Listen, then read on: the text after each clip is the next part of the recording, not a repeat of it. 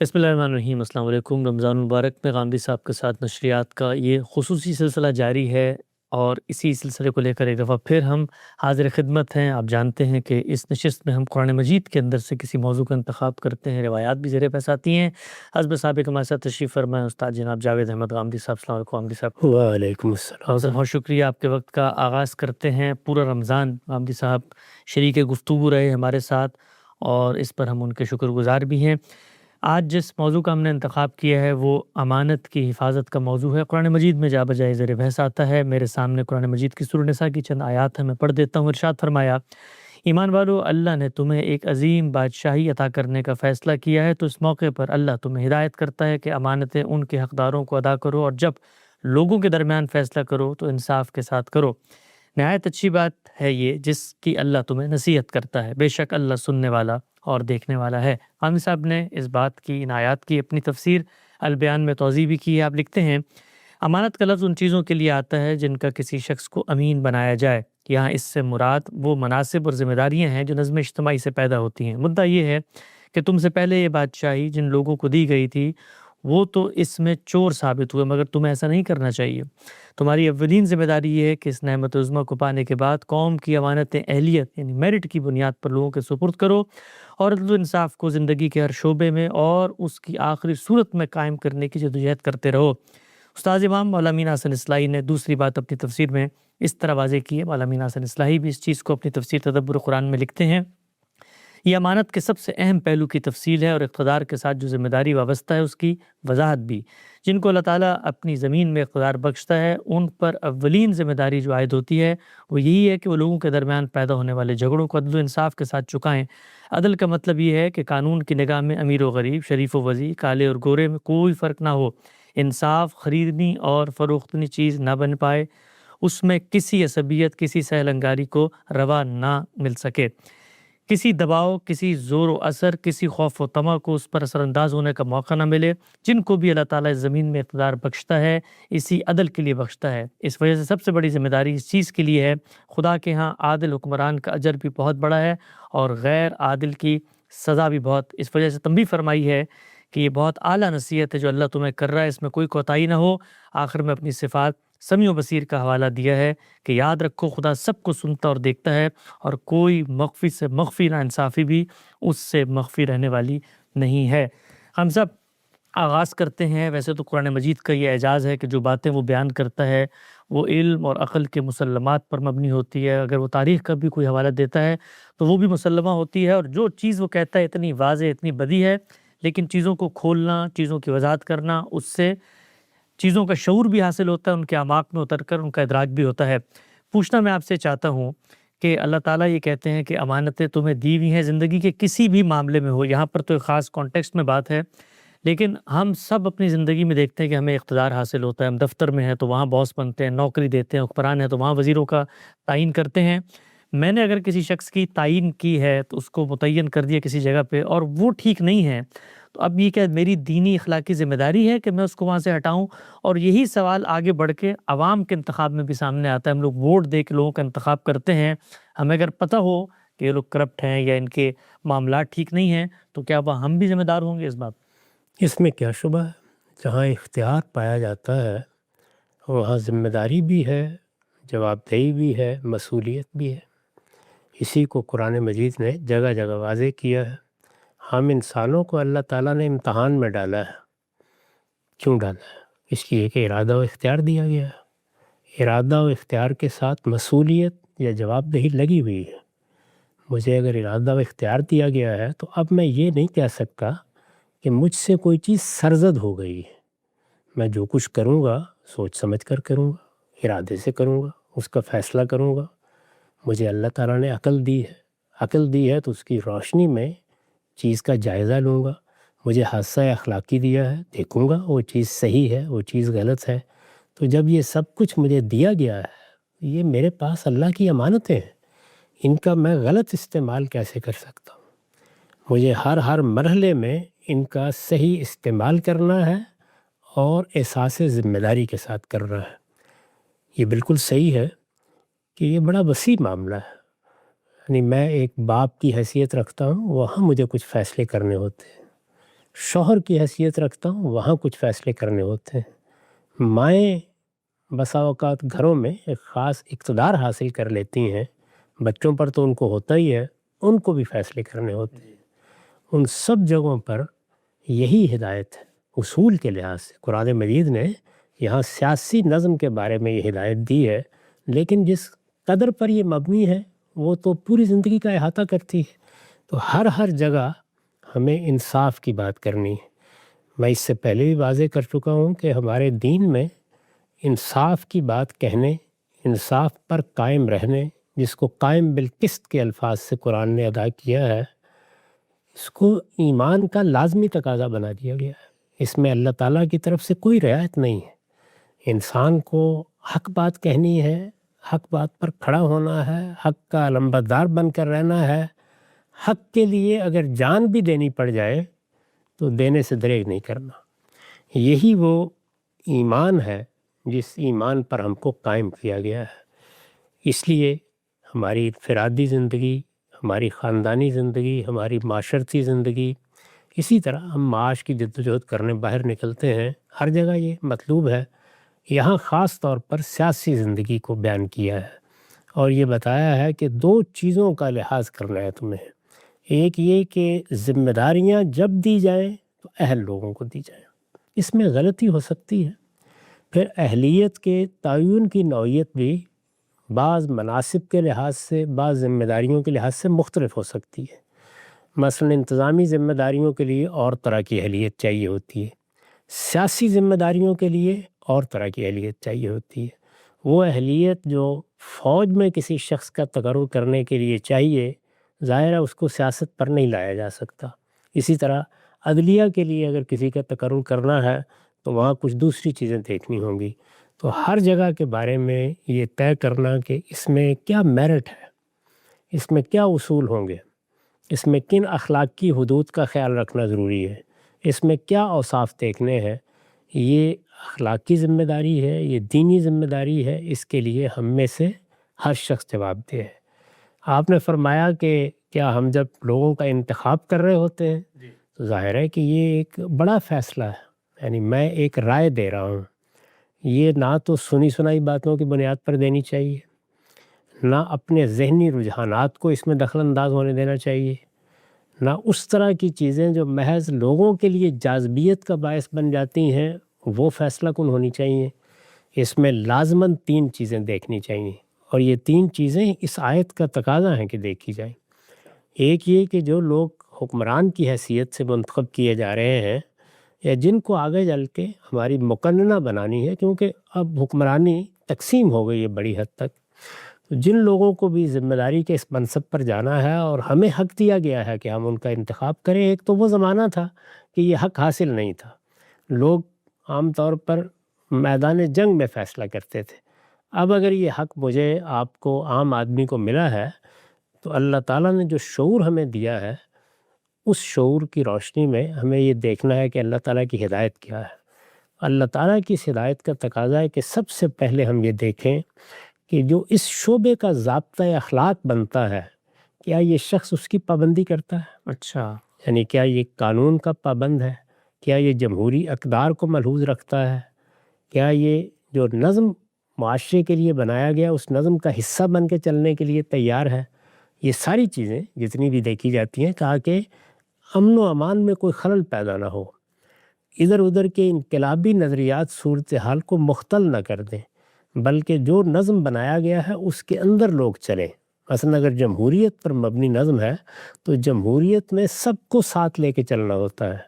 جمہوریت کسی ایک جماعت یا ایک شخص کا نام نہیں ہے، اس میں مختلف طبقات ہوں گے، مختلف نقطہ نظر ہوں گے، مختلف سیاسی رہنما ہوں گے۔ ایسا بھی ہو سکتا ہے کہ لوگ بلا شرکت غیر اقتدار کا حق دے دیں، اور ایسا بھی ہو سکتا ہے کہ دوسرے لوگوں کے ساتھ مل کر حکومتیں بنانی پڑیں۔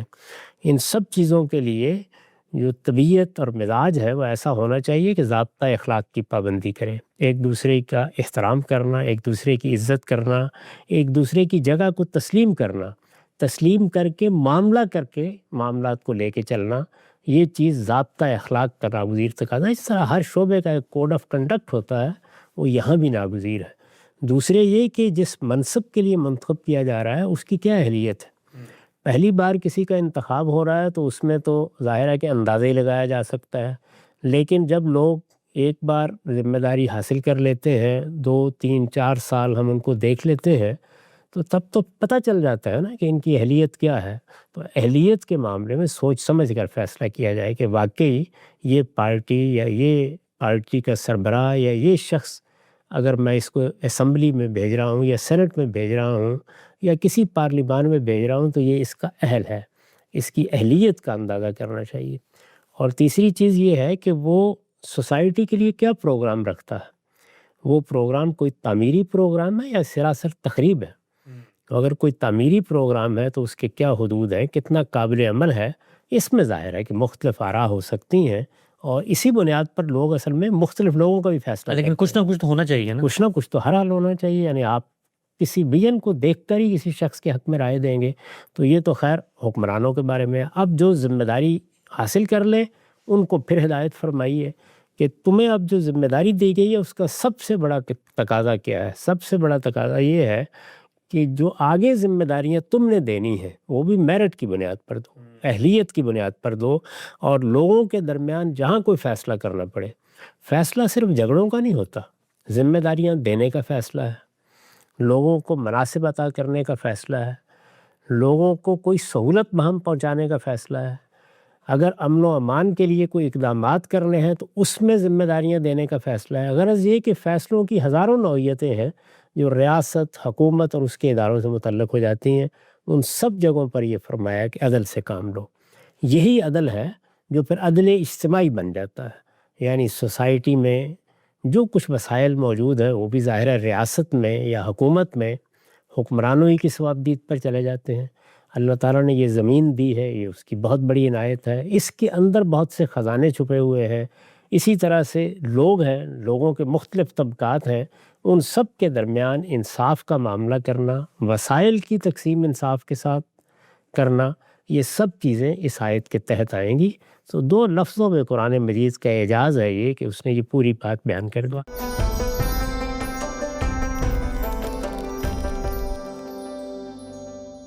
ہم سے بڑی خوبصورتی سے آپ نے اس کو اپنے عہد سے بھی ریلیٹ کر کے بتایا کہ ہم عام شہریوں کی اس آیت کی روشنی میں کیا ذمہ داری بنتی ہے، بالخصوص اس وقت ہم انتخاب کرتے ہیں، اور ایک معیار اور کرائٹیریا بھی آپ نے سامنے رکھا۔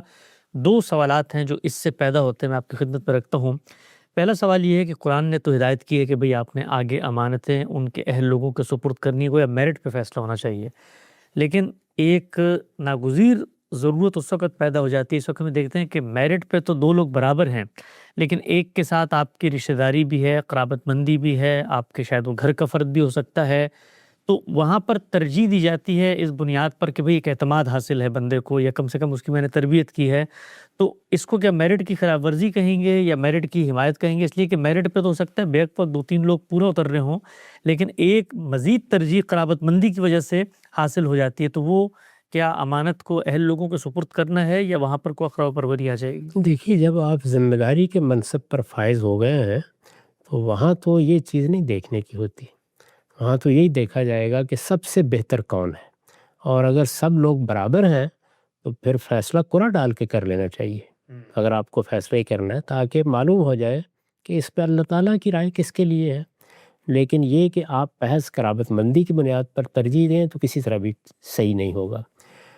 اس کے بالکل برخلاف جو سیاسی مناصب ہوتے ہیں ان میں بسا اوقات یہ چیز خود میرٹ بن جاتی ہے، یعنی ایک تو انتظامی نوعیت کی ذمہ داریاں ہیں، جو سیاسی مناصب ہیں ان میں یہ چیز خود ذمہ داری بن جاتی ہے کہ یہ دیکھا جائے کہ کسی خاندان کو یا کسی ادارے کو ایسی حیثیت تو حاصل نہیں ہو گئی جس میں لوگوں کو متحد رکھنے ہی میں اس کا ایک بنیادی کردار ہے۔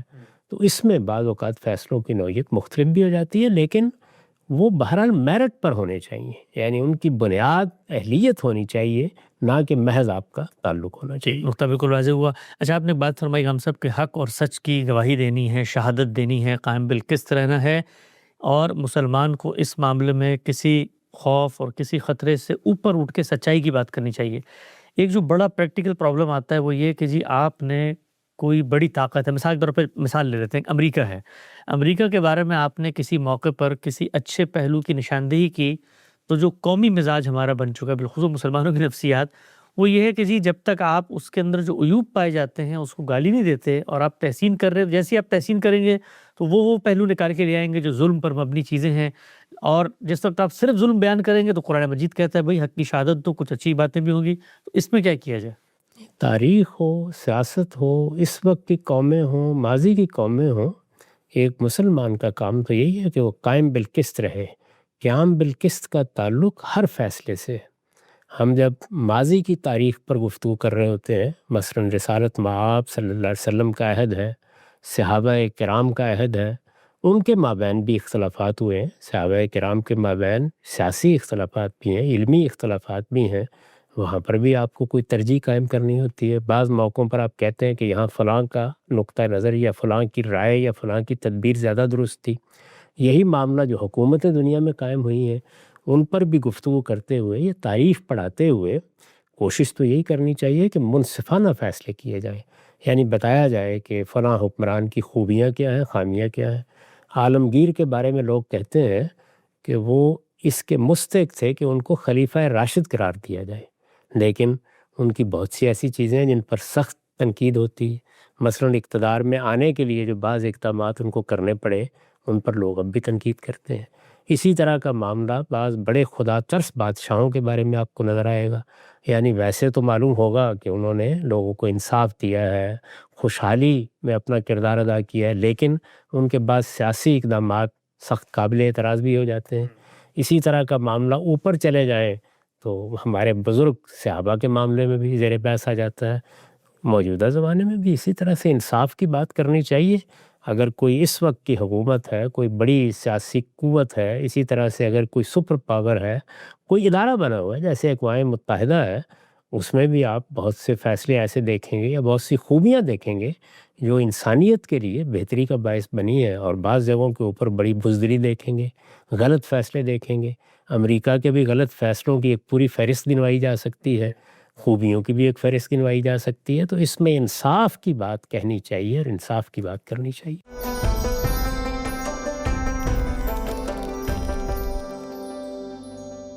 بہت ہی اہم موضوع ہے جو قرآن مجید میں زیر بحث ہے کہ امانتیں ان لوگوں کے سپرد کریں جو اس کے اہل ہیں، اور اللہ تعالیٰ جب عنایت کرتا ہے ہمارے اوپر تو وہ صرف عنایت نہیں ہوتی بلکہ ایک ذمہ داری بھی بن جاتی ہے کہ اگر ہمارے پاس اقتدار ہے، طاقت ہے اور ملکہ ہے، قدرت ہے، صلاحیت، اور ہم کسی کا انتخاب کر رہے ہیں تو ہم اللہ کی بارگاہ میں جواب دہ ہوں گے۔ موضوع تکمیل تک پہنچتا ہے، روایت کو یہاں پہ زیر بحث لے کر آتے ہیں۔ میرے سامنے ایک روایت ہے، ابن عباس رضی اللہ عنہ سے روایت ہے کہ کسی نے رسول اللہ صلی اللہ علیہ وسلم سے پوچھا کہ اللہ کی بارگاہ میں سب سے پسندیدہ دین کون سا ہے؟ آپ نے فرمایا جو سب سے یکسو ہو کر صرف اللہ کے لیے ہو اور جس میں وسعت ہو۔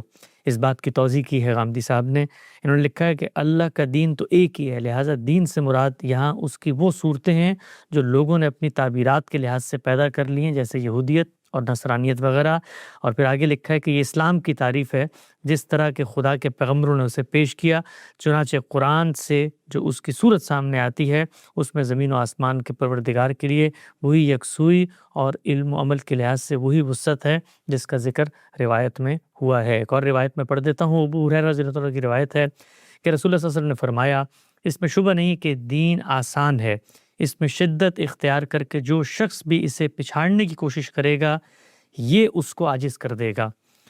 سورہ راست کی رہنمائی کرو اور مینا روی اختیار کرو اور لوگوں کو بشارت دو اور ان کے لیے آسانیاں پیدا کرو، اور صبح و شام اور رات کے کچھ حصے میں اللہ سے مدد مانگتے رہو۔ ہم سب یہ جو بات ہے میں نے روایت میں پڑھ کے سنا دی کہ دین آسان ہے، آسانیاں پیدا کرو، اگر روایت سے ہٹ کے اس کو کوئی عالم آج کے دور میں بیان کرے تو ہم نے یہ دیکھا ہے کہ اتنا رد عمل آتا ہے مذہبی علماء کی جانب سے، اور کہا جاتا ہے کہ بھئی یہ تو آوا کی پیروی ہے، خواہشات کی پیروی ہے، دین کو آسان کر دیا انہوں نے، تو اللہ کی مشکل ہے، اللہ کی منشا کی یافت، اس کی خواہش کی دریافت نہیں کیسے ہو سکتا ہے کہ یہ آسانی ہو، وہاں تو آپ نے جان جوکھم میں ڈال لی ہیں، بڑے ترددات ہیں، بڑی مشکلیں ہیں۔ تو اللہ کے پیغمبر تو اتنی سادہ بات بتا رہے ہیں کہ بھئی یہ آسان دین ہے، فطرت کے مطابق دین ہے، اس کو یہ اپنے اثر و اغلال سے آلودہ کرنے کی کوشش نہ کرو۔ اس میں کیا شبہ ہے؟ اللہ تعالیٰ نے بھی یہی بات بتائی ہے، اللہ کے پیغمبر نے بھی یہی بتا، جب کوئی چیز فطرت کے مطابق ہے، قرآن مجید نے دین کا تعارف کرایا کہ فطرت اللہ التی فطر الناس علیہا ذالک الدین القیم، یعنی یہ تو اللہ کی بنائی ہوئی فطرت کا اظہار ہے۔ تو فطرت کا اظہار مشکل کیسے ہو سکتا ہے؟ یعنی جو مشقت ہماری فطرت چاہتی ہے کہ ہم اٹھائیں اتنی ہی مشقت ہے۔ اسی لیے اصول میں بیان کر دیا کہ لا یکلف اللہ نفسا الا وسعہا، اس دین میں احکام ہیں، ہدایات ہیں، پھر ان میں رخصتیں ہیں، ان میں انسانی مسالے کا لحاظ ہے، وہ ساری چیزیں ملحوظ ہیں جو ایک دین فطرت کو ملحوظ رکھنی چاہیے۔ تو یہاں تو کوئی ایسی بات کبھی نہیں کہی گئی کہ میرا دین بہت مشکل ہے اور میں تمہیں مشکل میں ڈالنا چاہتا ہوں، اور مشکل ہوگا تو صحیح ہوگا اور آسان ہوگا تو غلط ہوگا۔